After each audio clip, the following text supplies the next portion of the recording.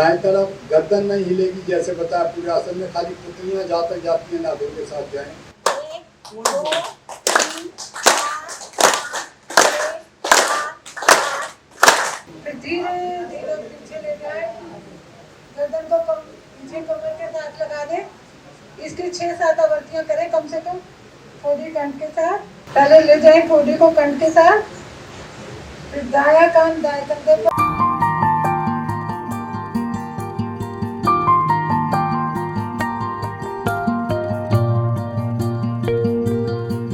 टांगों को नजदीक ले आइए और यूं घुमाइए 10-10 बार कम से कम।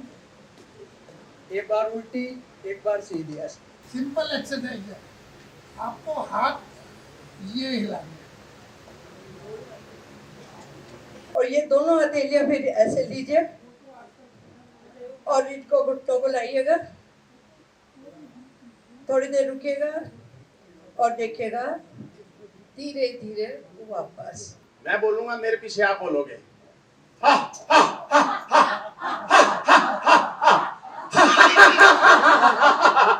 जोर से बोलिए सारे।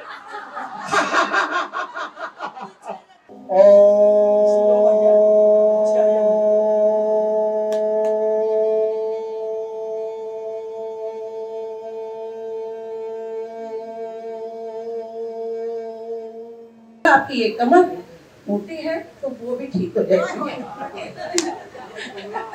मैं कुछ नहीं करती क्योंकि घर में मशीनें इतनी है, खड़े होने की जगह नहीं है, मशीनें हैं। लेकिन पहले जमाने में मैं करती थी, जब मैं छोटी उम्र की थी। एक टब लीजिए आप, उसमें थोड़ा सर्फ डालिए, साबुन जो भी आप इस्तेमाल करते हैं, और जितनी चादरें वगैरह थोड़ी देर भिगो दीजिए, आधा घंटा।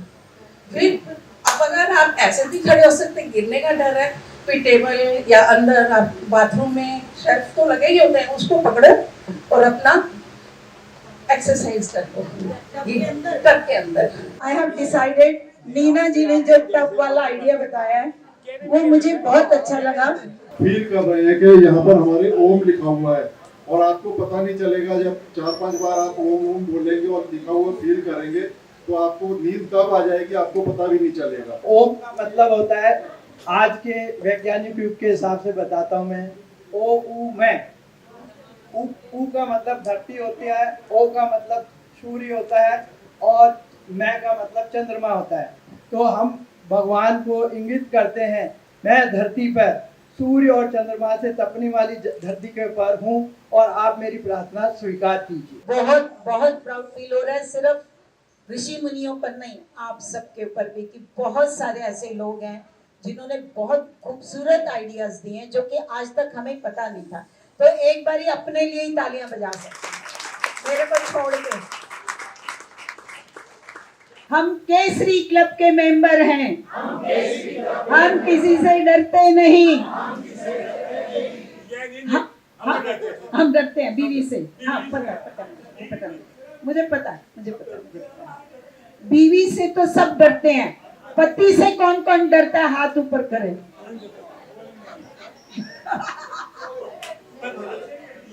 ये मुझे पति को कौन डराता है? नहीं, झूठ नहीं बोल। पत्नियों से कौन डरते हैं तो सबके हाथ ऊपर है, और पतियों से कौन डरता है? एक भी हाथ ऊपर नहीं है। झूठ बोल रहे हैं, इनका कहना है लड़कियों का कि पति झूठ बोल रहे हैं, अपने नंबर कमाने के लिए वो हाथ ऊपर नहीं कर रहे हैं। अब गीता पे हाथ रख के बोलना है, गीता पे हाथ रख के बोलना है, कौन अपनी पत्नियों से नहीं डरता? हाथ ऊपर करेंगे बॉयज, कम ऑन। यहाँ करने में क्या जाता है, घर जाके देखी जाएगी।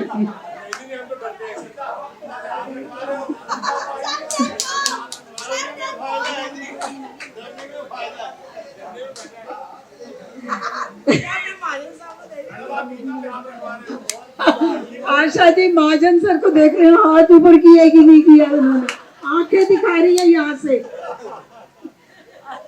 इनका कहना है कि डरते तो हम नहीं हैं, लेकिन हम डरने का दिखावा करते हैं ताकि बीवियों को अपनी उंगलियों पे हम केसरी क्लब के मेंबर हैं। हम किसी से डरते नहीं। हम डरते हैं बीवी से। हाँ, पता मुझे पता है। बीवी से तो सब डरते हैं, पति से कौन कौन डरता है? हाथ ऊपर करें।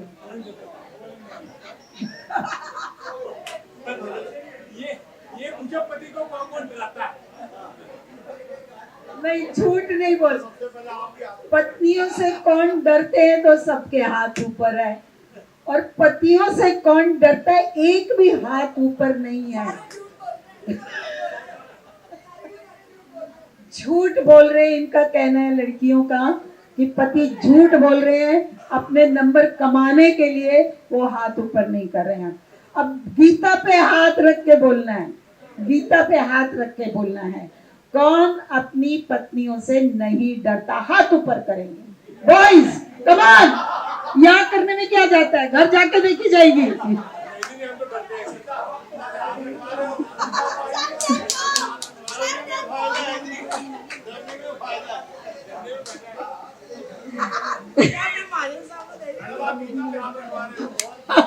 आशा जी महाजन सर को देख रहे हैं, हाथ ऊपर किया कि नहीं किया उन्होंने।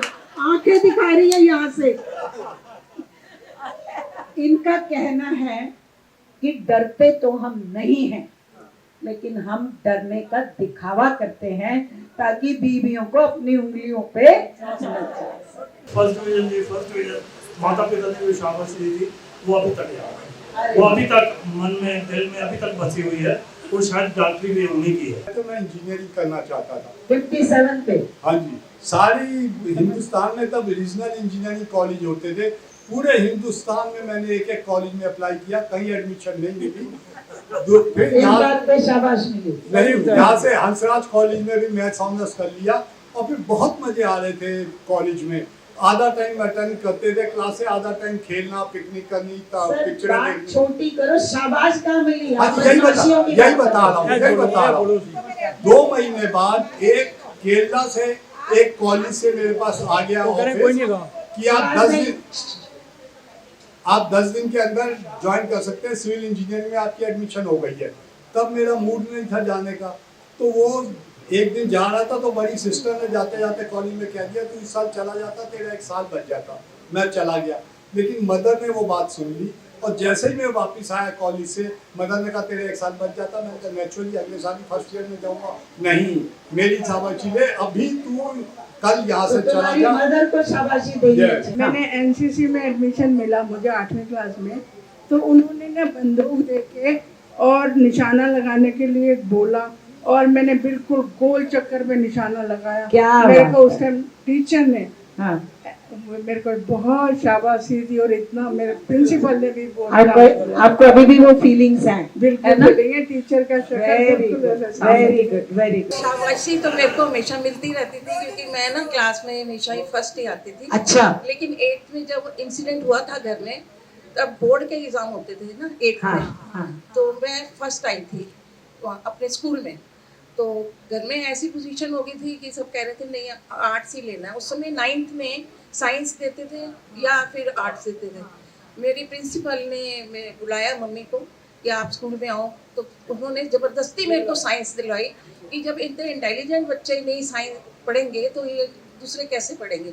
उन्होंने इतनी शाबाशी दी कि ये मैं इसकी हर चीज में फ्री करवा देती हूँ, बुक्स भी फ्री करवा दी उन्होंने मेरी, और फीस भी फ्री करवा दी। मम्मी मैं तो सीखूंगा गोली चलाना, मम्मी मैं तो सीखूंगा गोली चलाना, लीडर ना बनूंगा पर लीडर ना बनूंगा, मुझे फौजी ऑफिसर बनाना।